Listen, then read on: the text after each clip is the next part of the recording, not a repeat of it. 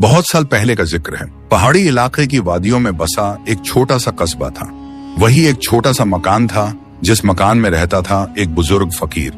चेहरे पर लंबी सफेद दाढ़ी, आंखों में उम्र का बोझ और हालात की थकान, लेकिन दिल इतना साफ कि किसी का बुरा चाहना उसने सीखा ही न था। उसके साथ उसकी बीमार पत्नी थी जो लगातार तंगहाली और भूख से कमजोर हो चुकी थी। उनके छोटे छोटे बच्चे भी थे जिनकी आंखों में भूख और मासूमियत साथ साथ झलकती थी। उस दिन हालत इतनी बिगड़ चुकी थी कि घर में जलाने को लकड़ी तक न बची थी। चूल्हा ठंडा पड़ा था, बर्तन खाली पड़े थे। बच्चे बार बार रोते और कहते, अम्मी हमें भूख लगी है, कुछ खाने को दो। मगर अम्मी की आंखें आंसुओं से भर जाती। उसके पास देने को कुछ था ही नहीं। वह बस बच्चों को सीने से लगाकर सुलाने की कोशिश करती, लेकिन भूख का दर्द बच्चों की आंखों से छलक रहा था। फकीर बच्चों को बहलाने के लिए कहानियां सुनाता। वह कभी अल्लाह के नबियों का जिक्र करता, कभी नेक बंदों की दास्तान सुनाता। उसका मकसद बस इतना होता कि बच्चे सुनते सुनते नींद की आगोश में चले जाएं और भूख को भूल जाएं। मगर उस रात बच्चों की आंखों में नींद से ज्यादा आंसू थे। भूख ने उनकी मासूमियत को चुरा लिया था। पत्नी एक कोने में बैठी थी। उसके चेहरे पर थकावट, दिल में बेचैनी और लबों पर शिकवा था। उसने कांपती आवाज में कहा, अल्लाह के बंदे, अब और सब्र नहीं होता। बच्चे भूख से तड़प रहे हैं, न अनाज बचा है न कोई सहारा। आखिर कब तक हम इस हाल में जिएंगे? कुछ तो करो, वरना हमारी हालत और बुरी हो जाएगी। फकीर चुप रहा। उसने पत्नी की बात सुनी, मगर जवाब देने के लिए लफ्ज उसके पास न थे। उसने गहरी सांस ली और आसमान की तरफ देखा। उस रात आसमान तारों से भरा था, लेकिन फकीर की आंखों में रोशनी के बजाय अंधेरा उतर आया। उसने दिल ही दिल में कहा, ऐ मेरे रब, तू ही रिज़्क़ देने वाला है। तेरी रहमत के बिना हम कुछ नहीं। अगर तू चाहे तो रेगिस्तान से पानी और पत्थर से भी रोजी निकाल सकता है, मगर यह इम्तिहान का वक्त है और मैं तुझ पर ही भरोसा रखूंगा। उसकी निगाह टूटी चौखट और बिखरे सामान पर पड़ी। उसे ख्याल आया, शायद घर में कहीं कुछ ऐसा हो जो काम आ सके, कोई चीज जिसे बेचकर या गिरवी रखकर बच्चों के लिए रोटी का इंतजाम किया जा सके।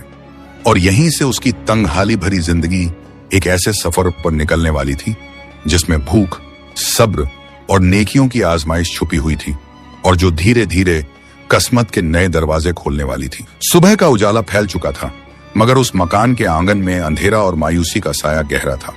बच्चे भूखे पेट सोकर उठे तो उनकी आंखों में न तो चमक थी न ही हंसी।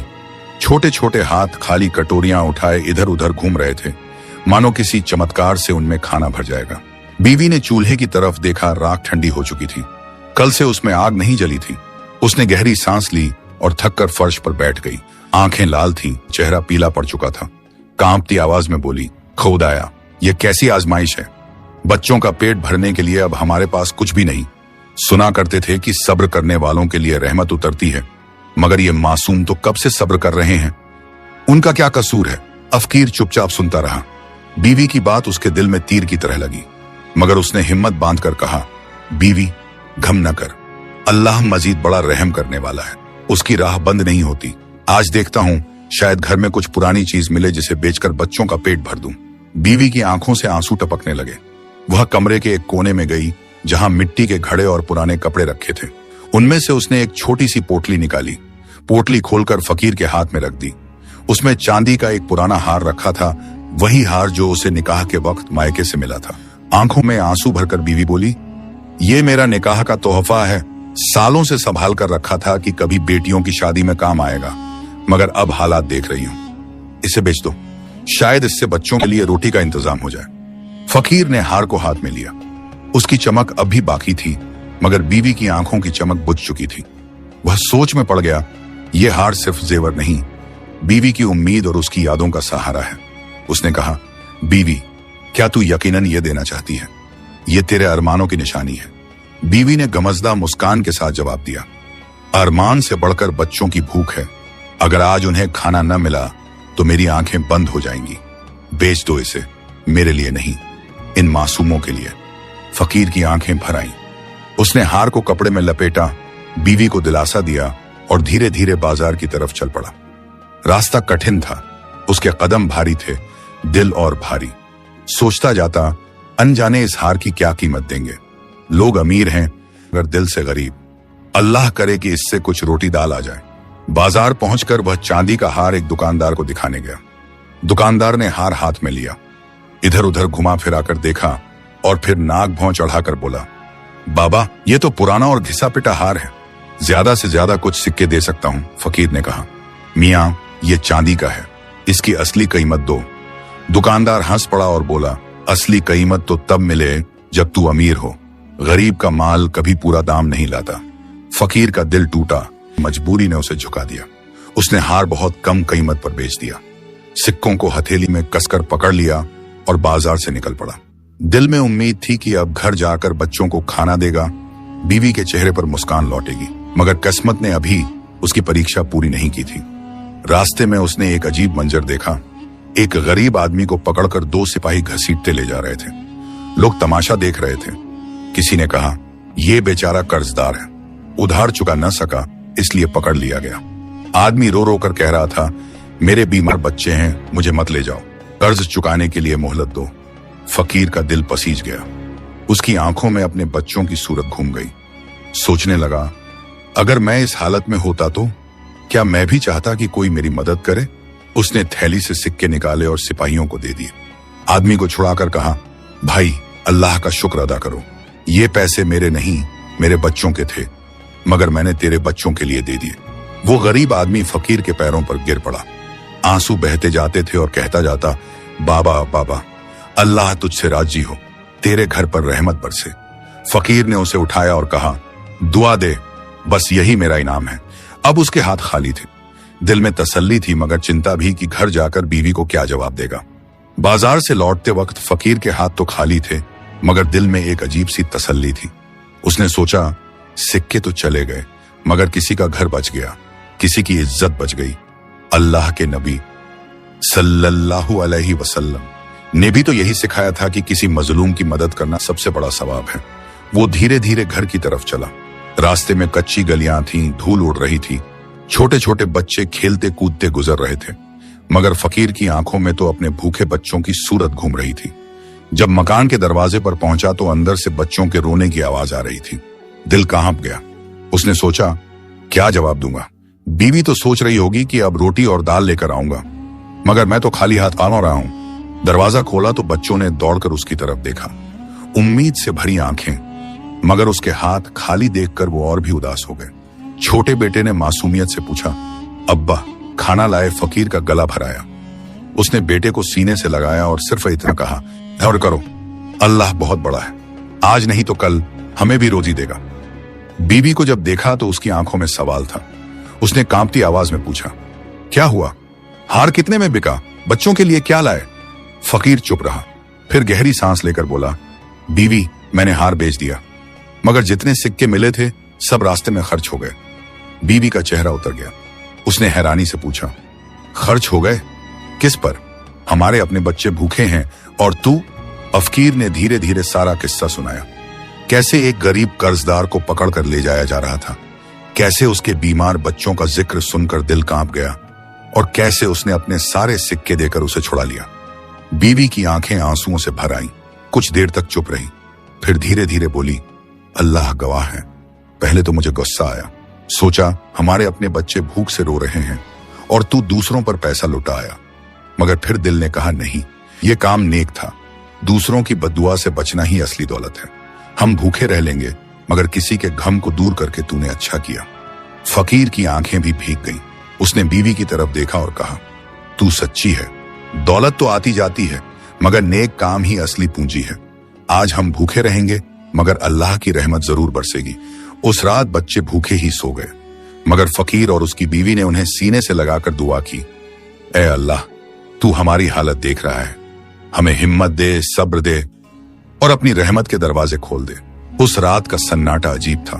मकान की दीवारों से हवा सीटी बजा रही थी, छत से धूल झर रही थी, मगर उस घर के कोने में बैठा वह बुजुर्ग फकीर अपने रब की तरफ उम्मीद से निगाहें उठाए हुए था। और यही सब्र और उम्मीद आगे चलकर उसकी जिंदगी को बदलने वाले थे। उस रात का मंजर कुछ ऐसा था कि मानो सारा आसमान भी उस गरीब घराने के गम में डूबा हो। बाहर ठंडी हवाएं चल रही थीं, मकान की दीवारों में से सिसकियों जैसी आवाजें निकल रही थीं। भीतर बच्चों की हल्की हल्की कराहें और उनके खाली पेट की गड़गड़ाहट सुनाई देती थी। बीवी चुपचाप एक कोने में बैठी थी। उसका चेहरा आंसुओं से भीगा हुआ था। आंखों के नीचे गहरे काले घेरे इस बात की गवाही दे रहे थे कि नींद और चैन ने उस घर से कब का विदा ले लिया था। बच्चे आखिर थककर उसकी गोद में ही भूखे सो गए थे। फकीर ने अपनी बीवी की तरफ देखा। दिल में एक अजीब सी कसक उठी। सोचा, यह औरत कितनी सब्र वाली है। अपनी भूख को भुलाकर बच्चों के लिए हमेशा दुआ करती है, मगर आज मैंने इसे भी मायूस कर दिया। क्या मैंने सही किया या अपनी औलाद के हक में कोताही की? वो बीवी के पास जाकर धीमी आवाज में बोला, बीवी, माफ कर दे। तेरे आंसुओं का बोझ मेरे सीने को तोड़ रहा है, मगर यकीन मान, मैंने अल्लाह की रजा के लिए वह सिक्के दिए थे। मैंने सोचा, अगर हम भूखे सो भी जाएंगे तो भी अल्लाह हमारी मदद करेगा, मगर अगर उस गरीब की आहें लग गईं तो हमारी बरकत भी छिन जाएगी। बीवी ने अपना चेहरा ऊपर उठाया। आंसुओं से भीगी आंखों में थकान थी, मगर उनमें एक अजीब सी रोशनी भी थी। उसने कांपते लबों से कहा, मैं गुस्सा नहीं हूं। किस्सा सुनाया तो पहले दिल कांपा था। सोचा कि हमारे बच्चों का क्या होगा, मगर फिर दिल ने कहा, अल्लाह के नेक बंदे ऐसे ही होते हैं। वो अपने हिस्से की भूख सह लेते हैं, मगर दूसरों की तकलीफ मिटा देते हैं। अगर तेरे इस काम से किसी के बच्चे भूखे सोने से बच गए तो अल्लाह जरूर हम पर भी रहमत करेगा। ये कहकर बीवी ने बच्चों को सीने से और कसकर लगा लिया। उसके लब धीरे धीरे हिल रहे थे। वो दुआ कर रही थी, ऐ अल्लाह, हमारे सब्र को देख, हमारे बच्चों की भूख को देख। तेरी रहमत के सिवा हमारा कोई सहारा नहीं। तू ही दरवाजे खोलने वाला है। फकीर ने जमीन पर बैठकर अपनी हथेलियां आसमान की तरफ उठा दी। उसकी आंखों से आंसू बह निकले और उसने दुआ की, ऐ रब्बुल आलमीन, अगर ये सब इम्तिहान है तो हमें सब्र अता कर, और अगर ये हमारी कोताही है तो हमें माफ कर। हमारे बच्चों के लिए आसानी पैदा कर। उस रात पूरा घर अंधेरे में डूबा रहा, मगर उस अंधेरे में एक लौ जल रही थी, सब्र और ईमान की लौ। बच्चों ने भूखे पेट नींद की आगोश पाई, मगर माँ बाप की आंखों से नींद गायब थी। वे दोनों सिर्फ दुआओं और सब्र के सहारे बैठे रहे। सुबह का उजाला जब आंगन में फैला तो मकान के बाहर खामोशी थी, मगर अंदर उस खामोशी में भी उम्मीद की हल्की सी किरण चमक रही थी। बीवी ने गहरी सांस ली और कहा, आज अगर घर में कुछ बचा है तो उसे निकालो, बेच दो, गिरवी रख दो, मगर बच्चों को भूखा मत रखो। अल्लाह सब देख रहा है। सुबह का सूरज पहाड़ों के पीछे से झांक रहा था। किरणें तिरछी होकर कस्बे की गलियों पर बिखर रही थीं, मगर उस फकीर के घर में सूरज की रोशनी से ज्यादा भूख और मायूसी का साया था। बच्चों ने जागते ही रोटी मांगी, मगर चूल्हा अब भी ठंडा पड़ा था। बीवी ने गहरी सांस भरते हुए चारों तरफ नजर दौड़ाई। मकान में क्या बचा था? टूटी फूटी चीजें, घिसे पिटे कपड़े और कुछ पुराने बर्तन। उसने फकीर को आवाज दी और कहा, सुनो, अब हमें सब्र के साथ साथ मेहनत भी करनी होगी। कल चांदी का हार चला गया, आज घर में यही पुराना पीतल का बर्तन पड़ा है। इसे बेच दो, शायद इससे बच्चों के लिए कुछ अनाज आ जाए। फकीर ने बर्तन को हाथ में लिया। उसकी चमक फीकी पड़ चुकी थी, किनारे उखड़े हुए थे, मगर फिर भी उसमें कुछ कीमत बची हुई थी। उसने बीवी की आंखों में देखा, उनमें बेबसी थी, मगर साथ ही उम्मीद भी कि शायद आज बच्चों के लिए खाना आएगा। फकीर बर्तन उठाकर बाजार की तरफ निकल पड़ा। रास्ते में सोचता जाता, कल का हाल याद है। सिक्के हाथ आए और उसी वक्त खर्च हो गए। बीवी के चेहरे पर मायूसी देखी, मगर उसके लबों से अल्लाह की रजा सुनी। आज क्या होगा? क्या यह बर्तन भी उसी तरह किसी और की तकदीर में चला जाएगा? बाजार पहुंचा। दुकानदारों की चहल पहल, मोल भाव की आवाजें गूंज रही थीं। उसने बर्तन को एक सुनार के सामने रखा। सुनार ने तिरछी नजर से देखा, तौलकर बोला, ज्यादा नहीं मिलेगा, ये तो घिसा हुआ है, ले दे के कुछ सिक्के दूंगा। फकीर ने मजबूरी में हामी भर दी। सिक्के लेकर वह घर लौटने लगा। उसके कदमों में थोड़ी रफ्तार थी, दिल में खुशी की बच्चों को आज खाना मिलेगा। मगर जैसे ही कस्बे के बाहर की तरफ बढ़ा, एक मंजर ने उसके कदम रोक दिए। सड़क किनारे एक औरत बैठी थी। उसके कपड़े मैले थे, बाल बिखरे हुए थे और चेहरे पर थकान और लाचारी साफ झलक रही थी। उसके पास एक बच्चा गोद में सोया हुआ था। वो औरत रोते हुए राहगीरों से कह रही थी, भाइयों, मेरी मदद करो, मैं दूसरे गांव की हूं, यहां इलाज कराने आई थी। अब घर लौटना है, मगर किराए के पैसे नहीं हैं। मेरा बच्चा बीमार है, अगर गांव न पहुंची तो शायद ये बच न पाए। फकीर ठिठक गया। उसकी आंखों में अपने बच्चों की सूरत घूम गई। उसने अपने हाथ में पकड़ी थैली देखी, जिसमें वही थोड़े से सिक्के थे। फिर आसमान की तरफ नजर उठाई और सोचा, कल किसी गरीब की मदद की थी, आज फिर इम्तिहान सामने है। क्या अल्लाह मेरी जेब इसलिए भरता है कि दूसरों की मदद करूं? वो औरत के पास गया, उसकी आंखों में देखा और कहा, बहन, तू गम ना कर, ये पैसे ले ले, अपने बच्चे को गांव पहुंचा और उसके लिए दुआ कर। औरत हैरान रह गई। उसके होंठ कांपते हुए बोले, बाबा तू कौन है? तेरा अपना घर नहीं, अपने बच्चे नहीं, फिर भी मुझे पैसे दे रहा है? फकीर मुस्कुराया और बोला, मैं कौन हूं ये मायने नहीं रखता। मायने ये रखता है कि आज तेरा बच्चा भूख या बीमारी से न मरे। मेरे बच्चे सब्र कर लेंगे, मगर अगर तेरे बच्चे की जान बची तो यही मेरी दौलत है। औरत फूट फूट कर रो पड़ी। उसने दुआओं से अपने हाथ आसमान की तरफ उठा दिए। ऐ अल्लाह, जिस बंदे ने आज मेरी मदद की उसके घर पर अपनी रहमत बरसा, उसके बच्चों को कभी भूखा न सुला। फकीर फिर खाली हाथ घर की तरफ चल पड़ा। उसके चेहरे पर थकान थी, मगर दिल में अजीब सी राहत।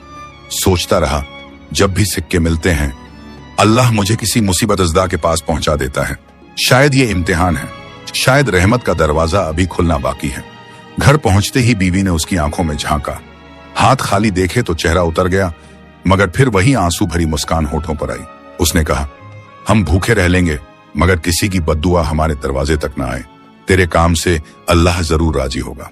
फकीर ने सिर झुका लिया। दोनों ने बच्चों को सीने से लगाया और अल्लाह से रहमत की दुआ की, मगर अब घर में बेचने को कुछ भी बाकी न रहा था। यही सोचकर बीवी बोली, अगर फिर कोई कोशिश करनी है तो अब बेचने की बजाय गिरवी रखना, शायद इससे ज्यादा फायदा हो। रात गहरी हो चुकी थी। आसमान में बादलों की हल्की परत थी और हवाओं में ठंडक। फकीर अपनी चटाई पर करवट बदलता रहा, मगर नींद उसके पास तक न आई। आंखों के सामने बार बार वही मंजर घूमता, बच्चों के भूखे चेहरे, बीवी की बुझी हुई मुस्कान और रास्ते में मिले वो गरीब लोग जिनकी मदद उसने की थी। उसका दिल कहता, क्या मैंने गलती की?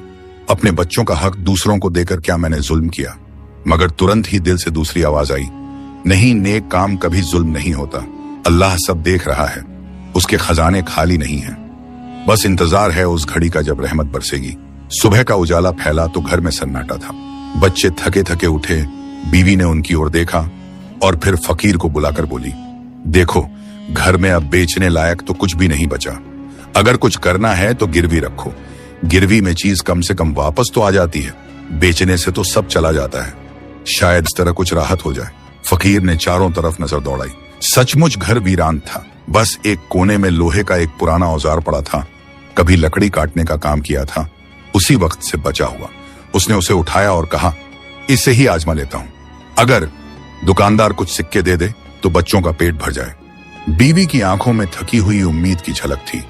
उसने सिर हिलाया और कहा, जाओ, कोशिश करो, शायद अल्लाह इस बार कोई सबब बना दे। फकीर औजार कंधे पर रखकर बाजार की तरफ चला। रास्ता लंबा और कठिन लग रहा था। बाजार पहुंचकर उसने एक लोहार की दुकान पर दस्तक दी। औजार उसके सामने रखकर बोला, भाई, इसे गिरवी रख लो, चाहे थोड़े ही सिक्के दे दो। लोहार ने औजार को उठाकर देखा, ठोका पीटा, फिर हंस पड़ा। अरे बाबा, यह तो टूटा फूटा है। लोहे की कीमत से ज्यादा इसको ठीक करने में खर्च होगा। इसको कौन गिरवी रखेगा? ले जाओ, मेरे काम का नहीं। फकीर के दिल पर चोट लगी। उसने दूसरी दुकान पर कोशिश की, तीसरी पर भी गया, मगर सबका यही जवाब, बाबा, यह कूड़ा है, हमें काम का नहीं। आखिर थक कर वह औजार उठाए बाजार के एक कोने पर बैठ गया। लोगों की चहल पहल, मोल भाव, खरीद फरोख्त सब चल रहा था, मगर उसके लिए दुनिया ठहर गई थी। उसके हाथ खाली, आंखें नम और सीना बोझिल। उसने आसमान की तरफ देखा और आह भरकर कहा, ऐ रब, अब क्या करूं? बेचने की चीजें भी खत्म, गिरवी रखने को भी कोई राजी नहीं। क्या तेरा इम्तिहान इतना लंबा है? कुछ देर तक चुप बैठा रहा। फिर अचानक उसके सामने एक नया मंजर आया। सड़क पर शोरगुल मचा। एक अमीर सौदागर की थैली गिर पड़ी थी, जो सिक्कों से भरी हुई थी। लोग भागकर उसकी तरफ दौड़े, मगर फकीर ने देखा कि वो थैली उसके पैरों के पास लुढ़क कर आ गिरी है। उसने थैली उठाई। भारी भरकम थी, सोने चांदी के सिक्कों से भरी। पल भर को उसके दिल में ख्याल आया, अगर इसे अपने पास रख लूं तो बच्चों की सारी तकलीफें मिट जाएंगी। मगर तुरंत ही ईमान की आवाज ने कहा, ये तेरा माल नहीं, ये अमानत है। अमानत में खयानत करना गुनाह है। फकीर उठ खड़ा हुआ, थैली को मजबूती से पकड़ा और भीड़ की तरफ बढ़ा, जहां सौदागर बेचैनी से ढूंढ रहा था। फकीर के कांपते हुए हाथों में वह भारी थैली थी। सिक्कों की खनखनाहट उसके दिल को झकझोर रही थी। पल भर को उसने सोचा, अगर ये सिक्के मेरे हो जाते तो मेरे बच्चों की भूख मिट जाती, मेरी बीवी की आंखों से आंसू सूख जाते और मेरा टूटा मकान फिर से संवर जाता। मगर अगले ही पल दिल की गहराई से आवाज आई, ये सिक्के तेरे नहीं हैं। अगर तू इन्हें रख लेगा तो शायद पेट भर जाए, मगर ईमान खाली हो जाएगा। और ईमान खोकर दुनिया की दौलत किस काम की। उसने थैली सीने से लगाई और भीड़ की तरफ बढ़ा। भीड़ के बीच एक अमीर सौदागर घबराया हुआ इधर उधर दौड़ रहा था, चेहरा पसीने से तर, आंखों में घबराहट, बार बार चिल्लाता, मेरी थैली कहाँ गई? इसमें मेरा सब माल था, अगर ये खो गई तो मेरा कारोबार बर्बाद हो जाएगा। फकीर उसके पास पहुंचा। सौदागर की आंखें उसकी तरफ उठी। फकीर ने थैली आगे बढ़ाते हुए कहा, भाई तेरा माल तुझ तक लौट आया, अल्लाह का शुक्र कर कि यह गुम नहीं हुआ। सौदागर हैरानी से ठिठक गया। उसने थैली को पकड़ा, खोला, देखा सारे सिक्के सही सलामत थे। उसकी आंखों में राहत की चमक और चेहरे पर ताज्जुब का साया आ गया। वो बोला, बाबा तुझे यह थैली सड़क पर मिली और तूने इसे मुझे लौटा दिया। तेरे घर की हालत तो बताती है कि तुझे खुद पैसों की जरूरत है, फिर भी तूने इसे क्यों नहीं रखा? फकीर ने सर झुकाकर जवाब दिया, ये मेरी अमानत नहीं थी। ईमानदार का काम है कि अमानत उसके असल मालिक तक पहुंचा दे। मेरा रब देख रहा है, वही मुझे देगा। तेरा माल तुझे मुबारक हो। सौदागर की आंखें भर आईं। उसने लोगों की तरफ देखा और कहा, ऐ लोगों, गवाह रहना, आज मैंने एक सच्चा आदमी देखा है। अगर ये चाहता तो मेरी थैली लेकर भाग जाता, मगर इसने ईमान को दुनिया की दौलत पर तरजीह दी। उसने थैली से आधे सिक्के निकाले और फकीर के हाथ में रखते हुए बोला, ये तेरे लिए हैं, इनकार मत करना, ये तेरी ईमानदारी का इनाम है। फकीर पीछे हट गया, बोला, भाई मैंने नेक काम इनाम के लिए नहीं किया, मैंने ये अल्लाह के लिए किया। सौदागर ने मुस्कुराकर कहा, और अल्लाह ही ने मुझे तेरे लिए सबब बनाया है, ले ले ताकि तेरे बच्चे भूखे न रहें। अगर तू इन्हें न लेगा तो मैं समझूंगा कि मेरी थैली अधूरी है। भीड़ के लोग भी यही कहने लगे, बाबा ये लो, ये तेरा हक है, तूने जो किया वो कोई और ना करता। आखिर फकीर ने सिक्के ले लिए। सौदागर ने एक और इनाम दिया। अपनी झोली से एक सफेद बकरी निकालकर बोला, इसे भी अपने घर ले जा, यह तेरे बच्चों के लिए दूध देगी, अल्लाह तुझ पर रहमत करे। फकीर की आंखें नम हो गईं। उसने आकाश की ओर नजर उठाकर कहा, ऐ रब, तू कितना करीम है, तेरा शुक्र है कि तूने मेरी ईमानदारी को बेकार नहीं जाने दिया। वो सिक्कों की थैली और बकरी लेकर घर की तरफ रवाना हुआ। उसके कदम भारी नहीं बल्कि हल्के थे, दिल में तसल्ली और चेहरे पर उम्मीद की चमक। फकीर जब अपने जर्जर मकान के दरवाजे पर पहुंचा तो सूरज ढल चुका था। आसमान लालिमा से भर गया था और पक्षी अपने घोंसलों की ओर लौट रहे थे। मगर उस घर में जहां हमेशा सन्नाटा और मायूसी पसरा रहता था, आज फकीर के कदमों में एक अजीब सी रफ्तार थी। दरवाजा खटखटाया तो बीवी ने खोला। उसने जैसे ही देखा कि फकीर के कंधे पर सिक्कों की थैली है और साथ ही एक सफेद बकरी बंधी है, उसकी आंखें हैरत से फैल गईं। बच्चों ने भी दौड़कर दरवाजे से झांका और उछल पड़े। छोटे बेटे ने खुश होकर कहा, अब्बा बकरी, दूध मिलेगा हमें? बीवी ने कांपते होंठों से पूछा, ये सब कैसे हुआ? तू तो खाली औजार लेकर गया था। फकीर मुस्कुराया और सारी कहानी सुना दी। कैसे थैली गिरी, कैसे उसने ईमानदारी से लौटाई और कैसे सौदागर ने आधे सिक्के और एक बकरी इनाम में दे दी। बीवी की आंखों से आंसू बह निकले। उसने थैली को हाथ में लेकर आहिस्ता से कहा, सुभान अल्लाह, देखो मैंने तुझसे कहा था ना, दूसरों की बद्दुआ से बचना ही सबसे बड़ी दौलत है। आज अल्लाह ने हमारे सब्र का फल दे दिया। उस रात घर का चूल्हा महीनों बाद जल उठा। बीवी ने बच्चों के लिए रोटी पकाई, दाल बनाई और बकरी का ताजा दूध उबालकर कटोरियों में डाला। बच्चे खुश होकर खाते रहे मानो ईद का दिन हो। मकान के भीतर से हंसी खुशी की आवाजें आ रही थीं, जो बरसों से गायब थीं। फकीर ने बच्चों को खिलते हुए देखा तो उसकी आंखें भी भीग गईं। उसने सोचा, वही सिक्के अगर मैंने पहले अपने लिए रख लिए होते तो शायद आज इतनी सुकून की नींद न मिलती। असली दौलत ईमान और सब्र है और अल्लाह का करम है कि उसने हमें भूखा नहीं छोड़ा। रात को खाना खाने के बाद फकीर ने बच्चों को पास बिठाकर कहा, बेटों याद रखो, जिंदगी में हालात चाहे कैसे भी हों, झूठ और चोरी से कभी राहत नहीं मिलती। सच्चाई और ईमानदारी इंसान को भले कुछ देर भूखा रखे, मगर आखिरकार वही उसे इज्जत और बरकत देती है। बच्चे हैरानी से अब्बा की बातें सुनते रहे। छोटे बेटे ने मासूमियत से कहा, अब्बा अगर हमारे पास बहुत सारे सिक्के आ जाएं तो क्या हम भी दूसरों की मदद करेंगे? फकीर ने बेटे को सीने से लगा लिया और कहा, हाँ बेटे, असली दौलत वही है जो दूसरों के काम आए। उस रात उस घर में सिर्फ पेट ही नहीं भरे, बल्कि दिलों में भी तसल्ली और शुक्र के दिए जल उठे। सुबह का उजाला फैला तो फकीर ने पहली बार अपने घर के आंगन में बच्चों को मुस्कुराते हुए देखा। वो मासूम जो पिछले कई दिनों से भूख और मायूसी में डूबे थे, अब बकरी का दूध पीकर खुशी से खेल रहे थे। बीवी के चेहरे पर भी एक नई रौनक थी। आंसुओं की जगह आंखों में शुक्र का नूर झलक रहा था। फकीर ने सिक्कों की थैली अपने सामने रखी और गहरी सोच में डूब गया। ये सिक्के सिर्फ खाने पीने में खर्च कर दिए तो जल्दी खत्म हो जाएंगे, मगर अगर इनसे कोई छोटा कारोबार शुरू कर दूं तो शायद बरकत और स्थिर रोजगार पैदा हो।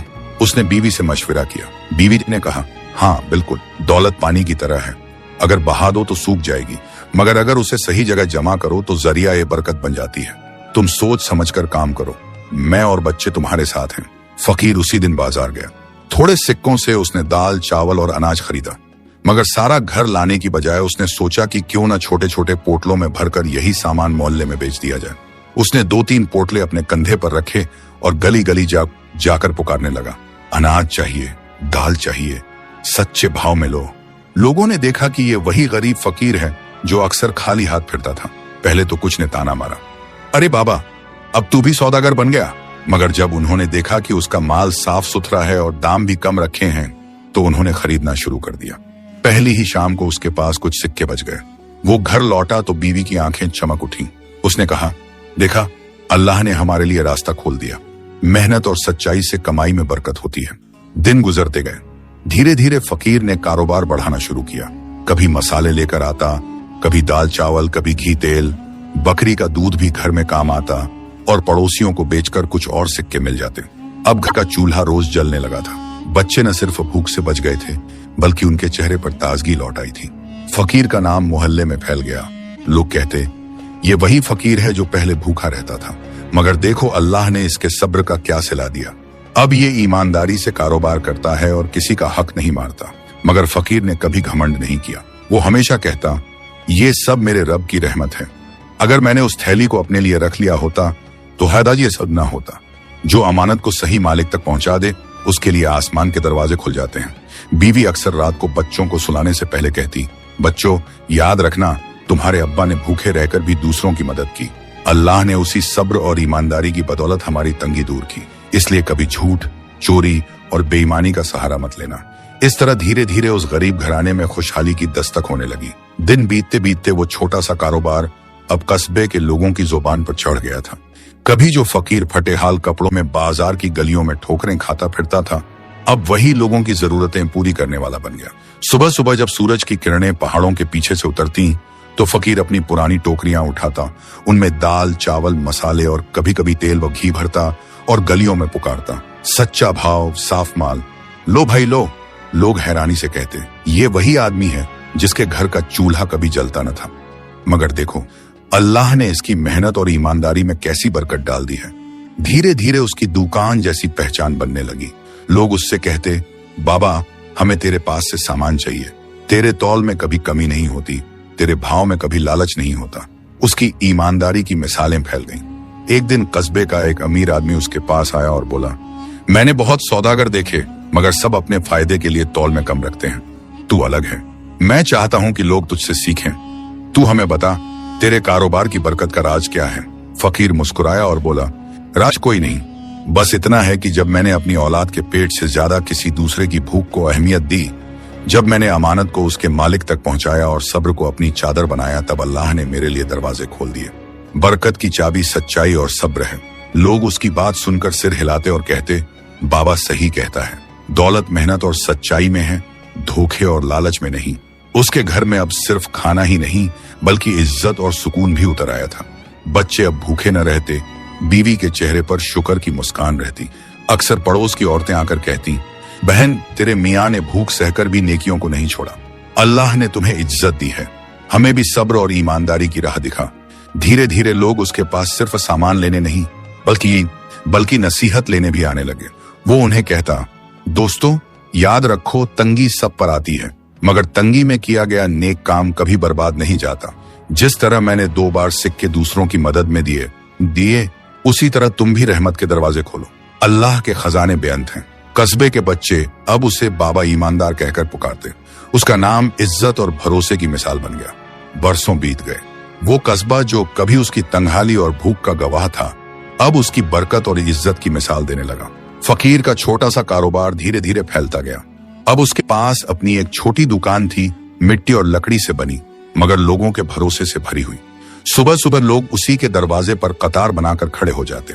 कोई दाल लेने आता, कोई चावल, कोई घी तेल। मगर जो चीज सबसे कीमती थी वो उसका माल नहीं बल्कि उसका भरोसा था। लोग कहते, अगर बाबा कह दे कि ये सामान अच्छा है तो आंख बंद करके ले लो। उसके तौल में कभी कमी नहीं होती, उसके लबों पर कभी झूठ नहीं आता। बच्चे अब बड़े हो चुके थे, उनकी आंखों में पहले की तरह भूख और आंसू नहीं बल्कि तसल्ली और शुक्र की चमक थी। बीवी के चेहरे पर भी अब वो मायूसी न थी। उसकी हर नमाज के बाद की दुआ यही होती, ऐ अल्लाह, जिस तरह तूने हमारी भूख को सब्र और ईमानदारी से मिटाया उसी तरह हमारे बच्चों को भी नेक रास्ते पर रख। एक दिन फकीर बच्चों को अपने पास बिठाकर बोला, बेटों, अब तुम जवान हो गए हो। मेरी जिंदगी का सबसे बड़ा तजुर्बा यही है कि हालात चाहे कितने भी कठिन क्यों न हो, ईमान और सच्चाई का दामन कभी न छोड़ना। मैंने भूखे रहकर भी दूसरों की मदद की थी, मैंने दूसरों की अमानत लौटा दी थी। उसी का नतीजा है कि आज अल्लाह ने हमें बरकत और इज्जत बख्शी है। बच्चे ध्यान से सुनते रहे। छोटे बेटे ने कहा, अब्बा, उस वक्त जब आपने सिक्के दूसरों को दे दिए थे तो क्या आपको डर नहीं लगा कि हम भूखे रहेंगे?